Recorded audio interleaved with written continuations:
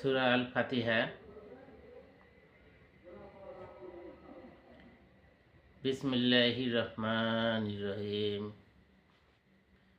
সকল প্রশংসা আল্লাহর, যিনি সারা জাহানের পালনকর্তা, যিনি পরম করুণাময়, পরম দয়ালু, যিনি বিচার দিনের মালিক। আমরা কেবল তোমারই ইবাদত করি এবং তোমারই সাহায্য প্রার্থনা করি।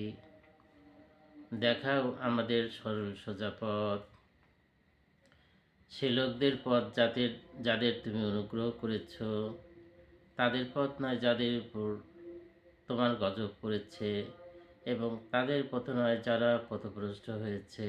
আমিন। এখন আমি আপনাদের সামনে সূরা ফাতিহার 7টি আয়াত পাঠ করলাম। এ নিয়ে আমরা চিন্তা ভাবনা করব আল্লাহ কি বলেছেন, এবং এটা নিয়ে আমরা গবেষণা করব।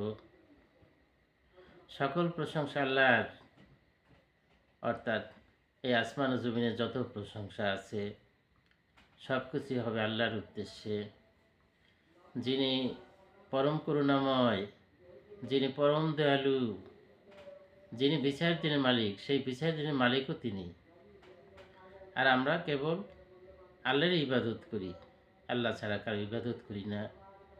দেশের এমন কিছু নাই যে তার আমরা উপাসনা করি, এবং আমরা কেবল তারই সাহায্য চাই, সেই আসমান ও জমিনের মালিকের সাহায্য চাই।